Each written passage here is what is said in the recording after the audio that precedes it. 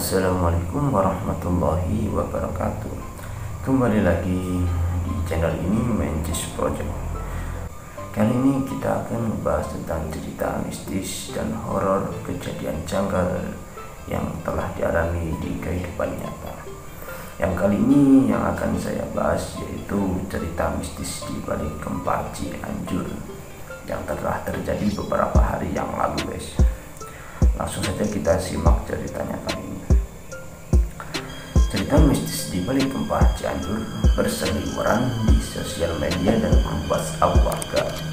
Mulai dari pengungsi kesurupan, munculnya sosok kuntilanak dan pocong di tenda pengungsian, guys, hingga pengalaman relawan yang disembunyikan oleh makhluk halus yang tak kasat mata. Gimana ceritanya? Langsung saja kita simak, guys. Cerita mistis di balik gempa Cianjur. Yang pertama adalah heboh sosok menyerupai pocong yang menyatroni tenda pengungsi korban gempa di area pemakaman Kelurahan Pamoyanan, Kecamatan Cianjur beberapa hari yang lalu, guys. Akibatnya tenda pengungsi menjadi kosong dan tak berpenghuni. Warga yang tidak mau menyebutkan namanya itu mengaku sebenarnya tenda dadakan itu dibuat warga karena khawatir terjadi gempa susulan, guys. Namun warga tersebut pun tidak mengalami dampak material apapun. Rumahnya tidak apa-apa. Mengungsi itu mungkin takut ada gempa susulan, ungkapnya seperti itu, guys. Nah, saat kejadian, dia mengaku sedang bergadang di halaman rumahnya yang dekat area pemakaman dan tenda pengungsi hingga dini hari. Tapi tercium bau bangkai. Sontak saya langsung masuk rumah. Paginya tetangga sudah ramai ada sosok yang diduga pocong menampakkan diri di samping pohon kelapa dekat tenda pengungsi. Ucapnya seperti itu, guys. Penampakan sosok yang mirip pocong itu tidak sengaja terekam oleh kamera telepon seluler oleh warga sekitar yang sedang memotret sekeliling area pemakaman hingga ramai di grup WhatsApp. Jadi gimana ya kalau pocong ke foto itu mungkin agak gimana gitu ya. Ya kita wallahu alam saja, kita nggak tahu ya sebenarnya gimana kejadiannya situ. Cerita mistis di balik gempa Cianjur selanjutnya datang dari relawan Dede Sulaiman, umur 38 tahun, warga Kabupaten Garut. Tersebut mengaku sempat hilang mengalami kejadian aneh pada saat mengantar logistik ke kampung Rawajina, Desa Ngarak, Kecamatan Cianjur pada Jumat 25 bulan 11 2022 lalu.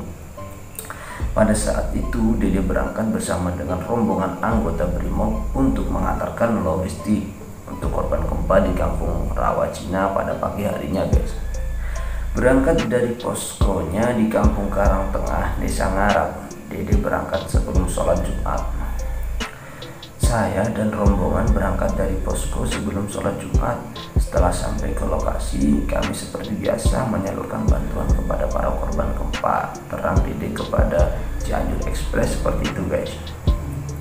Selain menyalurkan bantuan, Dede dan rombongan juga ikut mendirikan tenda bagi para pengungsi. Pada saat itu, kata dia, kondisi di lokasi gempa masih belum kondusif.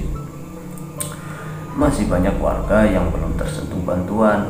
Tenda-tenda pengungsi berdiri seadanya, ujar Dede seperti itu, guys. Saya ingat pas makan itu jam 2 siang. Habis itu saya izin ke rekan BRIMOB untuk istirahat sebentar di mobil pick up. Ucap Dede seperti itu, guys. Tanpa sadar, Dede pun kemudian terlelap tidur dan bermimpi. Di dalam mimpinya, Dede kedatangan arwah perempuan, salah satu korban gempa di Rawajina, ungkapnya seperti itu. Dalam mimpi itu, datang seorang ibu yang menceritakan bahwa dirinya khawatir dengan kondisi anaknya yang sedang berada di Bandung. Kata Dede sambil menerawang coba mengingat kejadian mimpi itu. Sampai akhirnya, kata Dede, ada seorang laki tua yang menepuk punggungnya. Tom, kamalinan teung, atau jangan kelewatan red, ujar Dede seperti itu. Itu bahasa daerah sana yang begitu. Ketika Dede terbangun dari tidurnya dan melihat bahwa suasana sudah gelap gulita guys. Jadi Dede lantas mencari rombongan brimob, namun tidak menemukan satu orang pun, sampai akhirnya dia pulang ke posko lagi. Sesampainya di posko, Dede langsung mendapatkan banyak pertanyaan dan banyak dari rekannya yang menceritakan bahwa dia banyak yang mencari. Banyak orang nyari saya, mobil saya juga katanya nggak ada, padahal saya nggak kemana-mana, saya tidur di mobil di titik awal kami datang, ucap Dede seperti itu guys. Namun cerita dari rekannya yang menyebutkan bahwa dia hilang membuat dia merasa heran. Anggota sampai ada yang bolak-balik ke posko namun juga tidak menemukan saya, ujar Dede seperti itu. Esok harinya Dede kembali ke lokasi dan menceritakan apa yang dia alami dalam mimpi tersebut. Kebetulan pada saat itu ada pengungsi yang mendengar cerita Dede dan membenarkan bahwa ada seorang ibu yang menjadi korban gempa kemudian tewas. Ini anaknya yang akan ceritakan, ujar Dede menderukan ucapan sang pengungsi sambil menunjuk anak tersebut yang sedang menangis. Itu dia guys, cerita mistis di balik Gebak Cianjur. Semoga kita bisa mengambil hikmah cerita tersebut. Jadi kita nggak bisa menyimpulkan bahwa itu benar atau enggaknya, ya Allahu alam, kita nggak tahu yang sebenarnya. Mungkin ini adalah suatu peringatan, suatu teguran buat kita semua, di mana musibah pasti ada sebabnya. Ya mudah-mudahan bisa menambah iman dan takwa kita kepada Allah Subhanahu wa Ta'ala, supaya bisa lebih giat lagi dalam beribadah, khususnya buat para korban dan yang keluarga yang ditinggalkan. Mudah-mudahan diberi ketabahan dan selalu diberi kesehatan seperti semula. Amin. Sekian dari saya, wassalamualaikum warahmatullahi wabarakatuh.